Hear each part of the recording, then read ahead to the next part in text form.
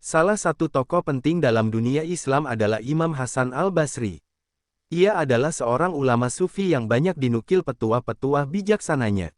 Bila dirunut dari latar belakang keluarganya, Hasan al-Basri bukanlah anak seorang raja ataupun kalangan tokoh terpandang melainkan hanya seorang anak dari hamba sahaya milik Zaid bin Sabit. Ayah Hasan al-Basri bernama Yasar berasal dari daerah Maisan, pinggiran kota Basrah di negara Irak. Dahulu daerah Maisan ditaklukkan umat Islam pada tahun 12 Hijriah di bawah kepemimpinan Panglima Khalid bin Walid. Sedangkan, ibunya adalah hamba sahaya milik Ummu Salamah, istri Rasulullah SAW. Sejak kecil, Hasan al-Basri telah mendapatkan berkah doa dan kasih sayang dari para kekasih Allah. Pernah suatu ketika di masa balita, ia ditinggal bekerja oleh ibunya. Iba melihat Hasan al-Basri kecil menangis maka Ummu Salamah, istri Rasulullah SAW pun menimangnya serta menyusuinya. Begitu juga, ketika ia masih kecil Umar bin Khattab mendoakannya, "Ya Allah, ajarkanlah ilmu agama kepada anak kecil ini dan buatlah umat mencintainya." Syamsuddin Az-Zahabi, Siyar A'lam An-Nubala, Beirut, Dar Al-Kutub Al-Ilmiyah, 2007, vol. 4, 565. Bila dirunut dari sejarah, Hasan al-Basri lahir di daerah Rabazah, sebuah dataran berjarak 170 km dari kota Madinah pada tahun 21 Hijriah. Kemudian, ia dibawa keluarganya ke kota Madinah dan menetap di rumah Ummu Salamah, istri Rasulullah. Secara fisik, Hasan al-Basri memiliki wajah yang sangat tampan. Diceritakan suatu ketika Asy-Sya'bi berpesan kepada Hashim al-Ahwal, "Sampaikan salamku kepada Hasan al-Basri di kota Basrah." Hashim al-Ahwal kebingungan dan menjawab, "Aku tidak pernah mengenalnya." Maka, Asy-Sya'bi menjawab, "Nanti ketika engkau masuk kota Basrah masuklah ke dalam masjid kota Basrah, kemudian carilah orang yang paling tampan yang belum pernah engkau temui di sana."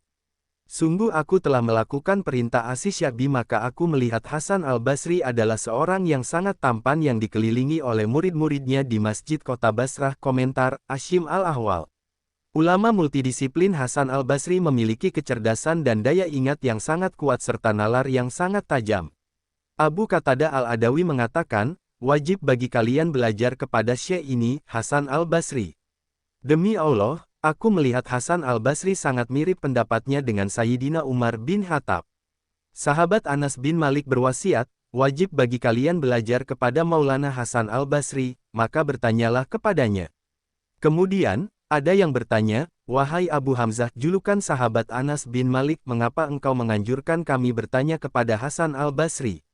Anas bin Malik menjawab, "Dia menimba ilmu kepada kami, akan tetapi sekarang kami telah banyak lupa sedangkan ia masih mengingat ilmu yang kami ajarkan." Ibnu Abi Hatim, Al-Jarh wa Ta'dil, Beirut, Dar Fikr, 1999, vol.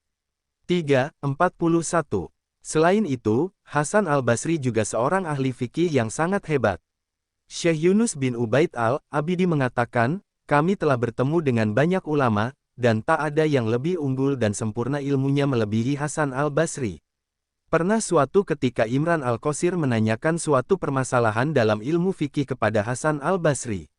Maka, Hasan al-Basri menjawab, "Sebagian ulama fikih menjawab seperti ini dan sebagian yang lain berpendapat seperti ini. Ketahuilah bahwa seorang ahli fikih sejati adalah seorang yang zuhud di dunia, yang waspada dalam menjaga agamanya, dan senantiasa beribadah kepada Allah." Lihat kitab Hilyatul Auliya, karya Syekh Abu Nuaim al-Ashbihani hal, 137 vol. 2 cetakan Maktabah et-Taufikiyah Kairo 2007. Dalam ilmu hadits, Hasan al-Basri dinilai perawi yang saikah terpercaya khususnya dalam hadits yang ia riwayatkan dari Samurah bin Judub.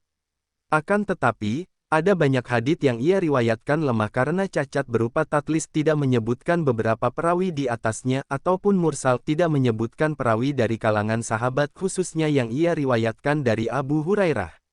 Syekh Syamsuddin Az-Zahabi, Mizal al-Itidal fi Naqd ar-Rijal, Kairo, Muassasah Ar-Risalah 2017-383. Berguru pada para sahabat Nabi di antara guru-gurunya dari golongan sahabat Nabi adalah Abdullah bin Umar, Anas bin Malik, Abdullah bin Mughaffal, Amr bin Tahlib, Abu Burza al-Aslami, dan masih banyak lagi. Menurut Ibnu Hibban, Syekh Hasan al-Basri telah menimba ilmu kepada 120 tokoh dari golongan sahabat.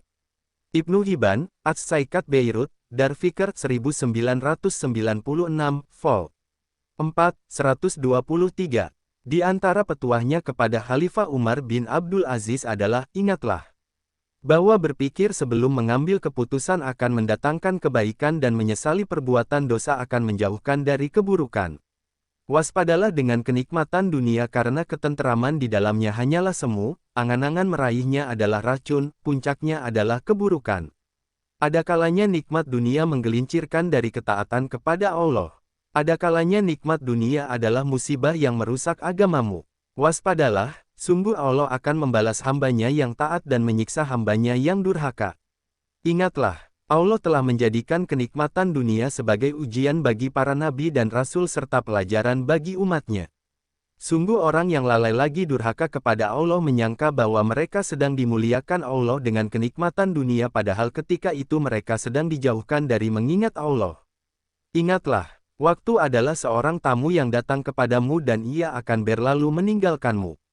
Seandainya engkau memuliakan waktu dengan beribadah dan berbuat baik niscaya waktu akan menjadi saksi kebaikanmu di hari kiamat. Dan seandainya engkau menghinakan waktu dengan bermaksiat dan berbuat buruk niscaya ia akan menjadi saksi keburukanmu di hari kiamat. Wallahu